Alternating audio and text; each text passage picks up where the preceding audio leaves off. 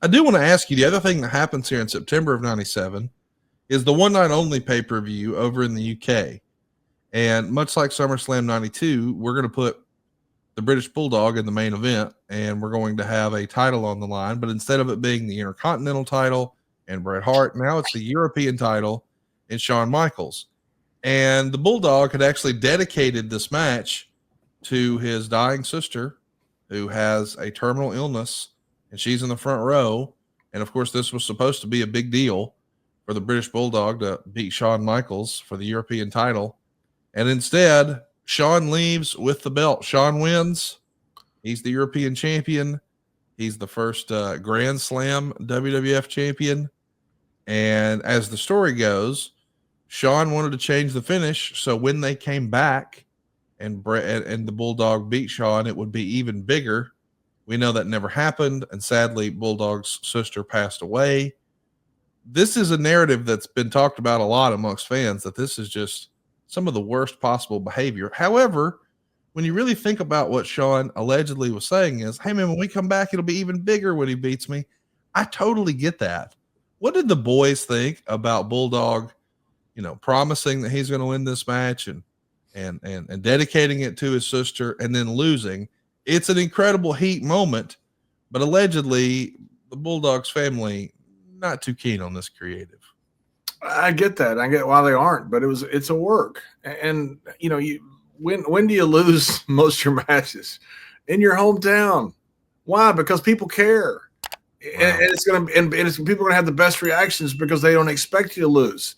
We used to go to guys' hometowns all the time, and it was, tourists, Vince we're in his hometown. What are we going to do? We're going to beat him. Because you got great reactions from that.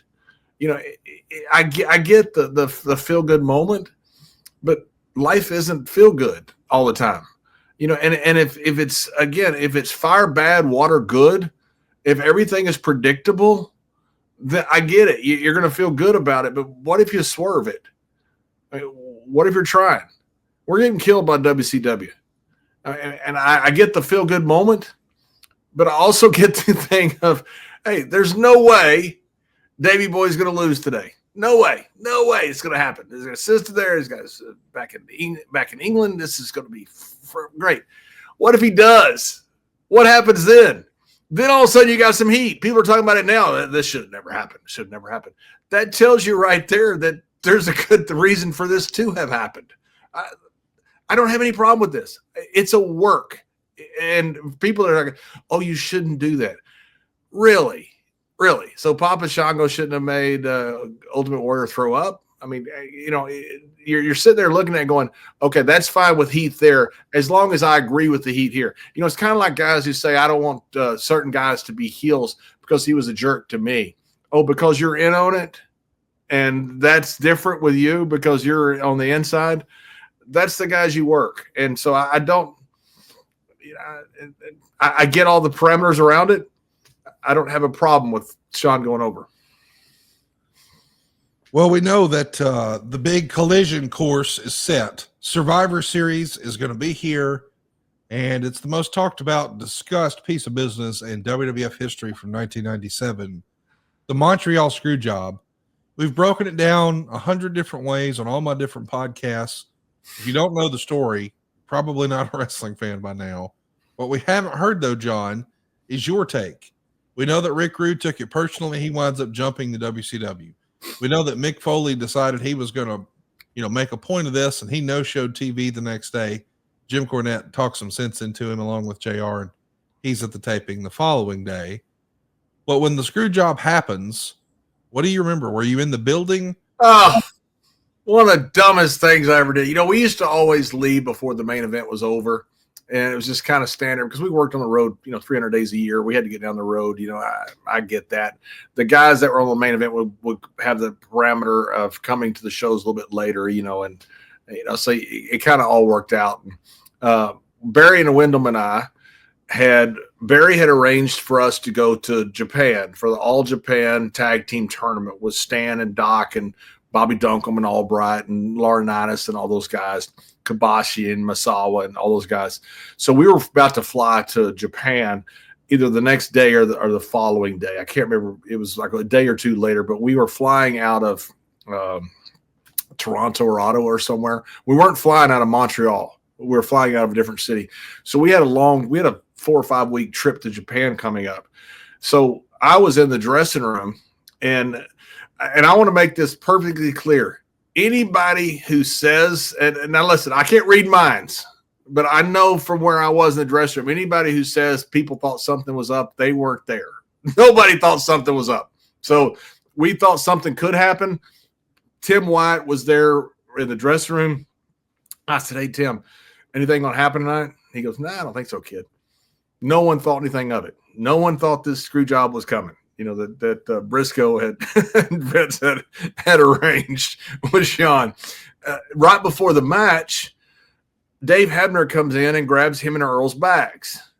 This is the only time that somebody said something about it. And I said something to Dave. I said, "Hey, Dave, what's going on?" And just kind of ribbing, nothing. I didn't think anything of it really. And he said, "Oh, just going to get our bags so we can get out of here quicker." I didn't realize, in hindsight, Dave had just been told by Earl, Jerry Briscoe waited right up until almost the music was playing to tell Earl what was going to happen. And he said, "Get Dave and get your car and get it set." Dave comes to the dressing room. I'm in the dressing room when this happens in front of all the boys. And I said, "Hey, Dave, something going to happen?" Because he's putting the bags together in quite a hurry. And he said, no, we're just getting our stuff together so we can get out of the building. In hindsight, I realized Dave had just been smartened up that something big was going to happen. And that's why he was putting his bags in the car. So the match gets in the ring. It looks like it's the normal match. I regret this to this day. Me and Wyndham get in the car and leave and miss the entire Montreal screw job. So I was there all day, saw all of it, saw Dave put the stuff in the car, and we leave literally right before it happens. I'm so pissed off to this day that I wasn't there. There's been discussion about, did this have to happen?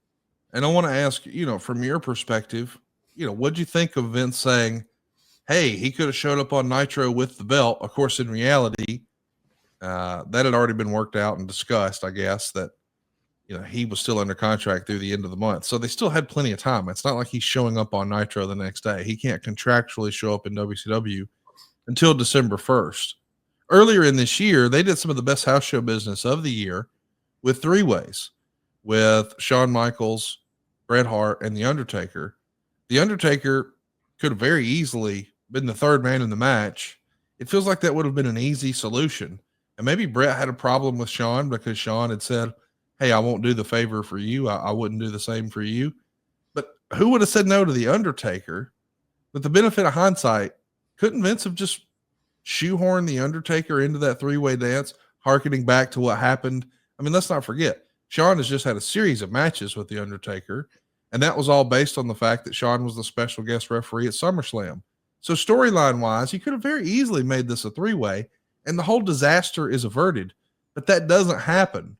Why don't you think that happened? That doesn't make any sense to me with all these creative people. The answer is right there. It's The Undertaker. Yeah, and Undertaker was there that night in Montreal. He was there in case, he was there a few times for things in case something had happened. It's like having an alternate for, a UFC fight, somebody there, in case something happens, in case whatever, you had to have a backup plan. And, he's the ultimate break glass. He's the guy you always called. Anytime something happened in WWE, Undertaker was the guy you always called. There's so much to unravel with this. People, I believe Bret Hart, and Bret Hart's a man of his word. And if Bret Hart said he wasn't going to take that on WCW television, I 100% believe Bret Hart. Bret Hart is a man of his word, and stop, full stop. That's it. I believe Bret. I don't believe Eric Bischoff. So, and because Eric didn't give his word, they'd already done the stuff with Medusa, with the belt and the trash can, which I think had a big influence on this, by the way. You'd already done the stuff with Flair in the early 90s with the NWA title with WWE. I mean, there's historical precedent for this.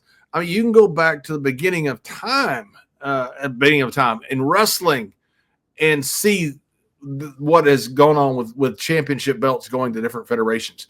We're getting our ass kicked by WCW. We're getting beat. They're trying to put us completely out of business. I mean, I'm looking at going to Japan and trying to get a job because I don't think they're going to re-sign me, and I have no idea what's going to happen. I mean, we're in dire straits. We can't risk that title being on WCW television. And again, let me reiterate, I believe Bret Hart.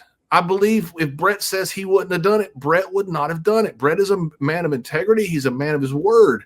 But Bischoff didn't give his word, and neither did anybody at WCW. And I don't blame them. This is competition. This is a zero-sum game. Somebody's going out of business here. And whoever goes out of business, we're going to lose our mortgages. We're going to lose our savings. I mean, we're at war with each other. And so whatever they're going to try to do, they're going to try to do. Don't blame them. We would have done the same exact thing.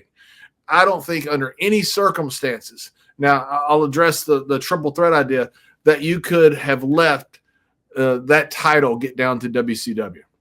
As far as it being Shawn or Taker, no, it's Vince's belt. He should be able to put it on whoever he wants. And I get it. Maybe it's easier to do it that way.